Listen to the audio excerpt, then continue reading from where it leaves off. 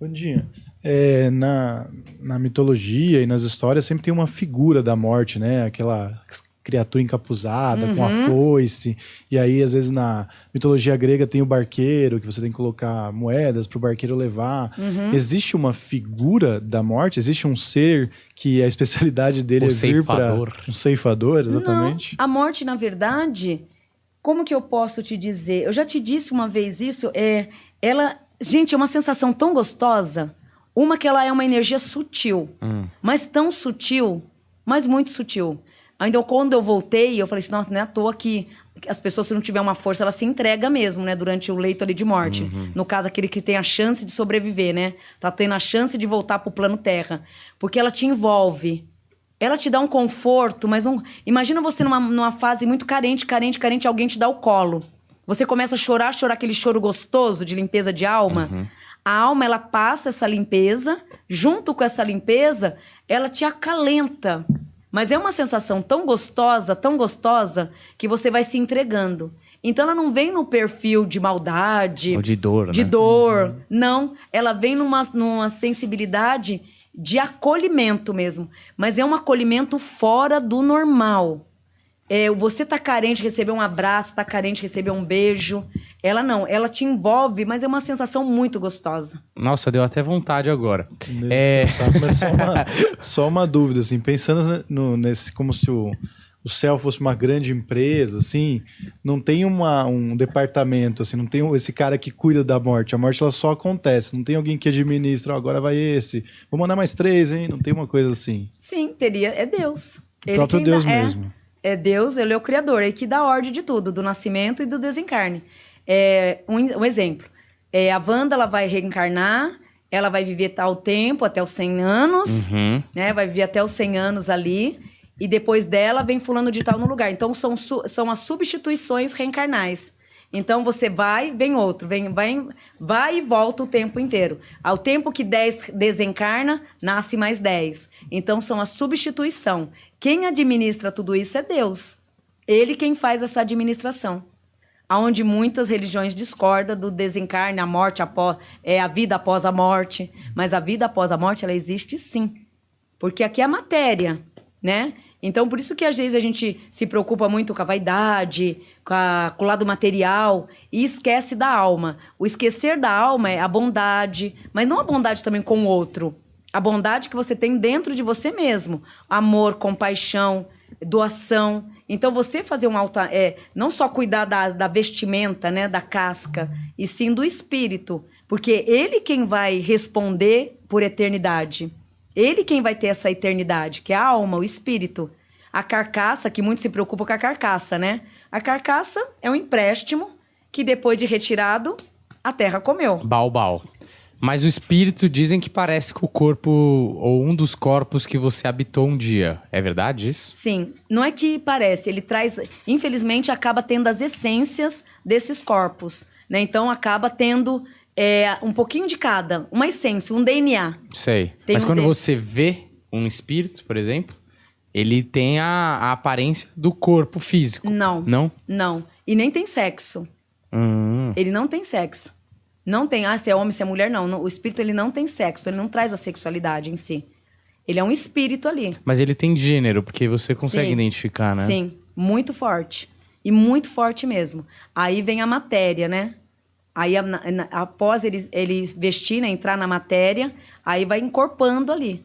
Mas isso depois que ele já saiu desse plano, né? Sim. Eu digo assim, porque quando as pessoas têm visões, elas têm visões como se fosse... O espírito. Mas esse espírito que as pessoas têm visões são de pessoas... Quem fala, vi meu avô, vi meu primo que morreu. As pessoas veem a pessoa quando tá aqui. Porque viveu com você. Então, geralmente tem essas visões, sim.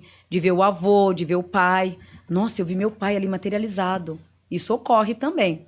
Mas quando você vê um espírito que você nunca viu em terra, por exemplo, você vê o aspecto físico dele, provavelmente de um corpo que ele já habitou, ou não? Não. Nesse caso, um exemplo. Eu tô vendo ali um espírito, mas não é de ninguém da minha família. E tá ali mesmo? Não, um exemplo. Tá, que susto. Um exemplo, tá ali, né?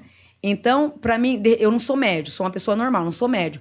Por eu não ter a mediunidade, não ter visão, não ter nada, que aquele espírito ele vai fazer? Ele vai se materializar com alguém que você conhece, para não te assustar tanto. Então, de repente, ele vai se materializar ali como se fosse seu avô, seu tio, mas ele não é ninguém dali da sua família. Ele só se mascarou daquela forma para que você não tenha susto, para que você não se assuste com ele. Então, por isso que muitas vezes... Ai, Vandinha, eu sonhei com você. Eu sonhei que você fazia isso, isso, isso. No mundo das... As pessoas são meus seguidores lá do Mediúnico. Mas, na verdade, é muito meu mentor, meu pai Benedito. O pai Benedito, ele não vai se aparecer, não vai mostrar para os filhos quem ele é. Então, ele se identifica como quem? Como a Vandinha.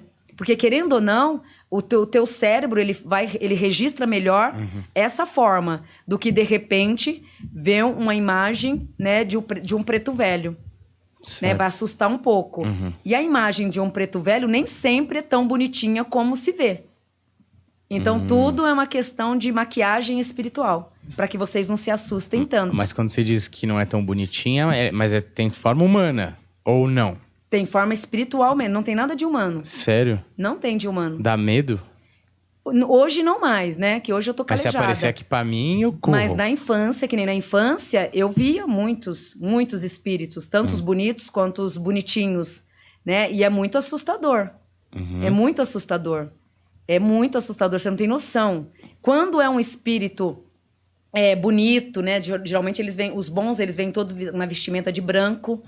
Aí tem aqueles trevosos que vêm todo na vestimenta preta, né? Vem de preto, usa muito preto, né?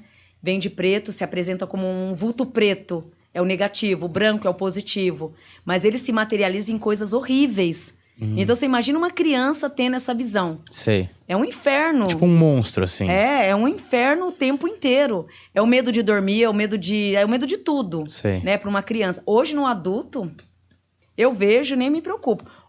Nem um pouco. Existe um padrão de como eles são? Eles são sempre mais ou menos assim? Ou depende do tipo da patente? Eu não sei exatamente qual termo usar. Tem uns que é mais gordinho, tem uns que são altos, galanteadores. De todo esse tempo de evidência, eu falo que a única... Não que todas não tenham sido boas, foram boas, mas essa eu não esqueço até hoje. Eu estava num centro espírita e estava tendo uma sessão de preto velhos.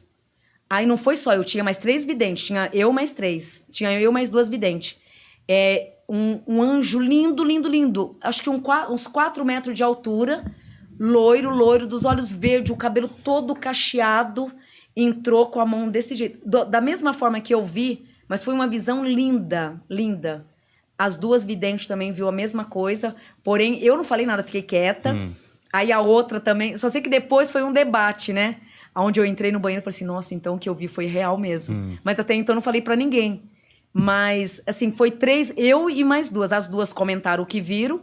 E eu, na hora, eu me assustei, assim, porque foi uma visão muito, mas muito linda. De um anjo mesmo. Sim. E era um templo de cura. Era um templo de cura esse lugar. Até hoje ele existe. É um templo de cura. Então tem os mentores lindos, assim como você vai ver os trevosos. E Rodrigo Hilbert dos Anjos aí, né? É o anjão da porra, como diria o outro. Quem?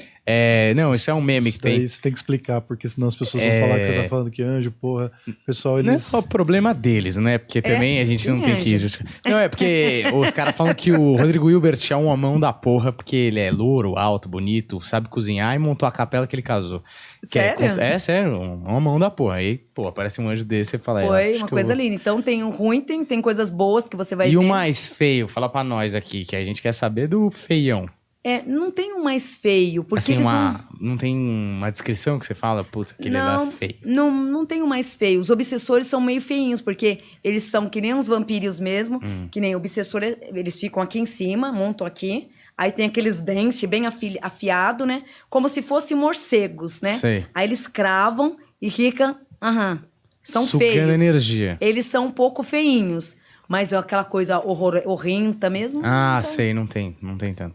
Eles nunca vêm na realidade pura também, né? Camufla um pouco as imagens. Sei.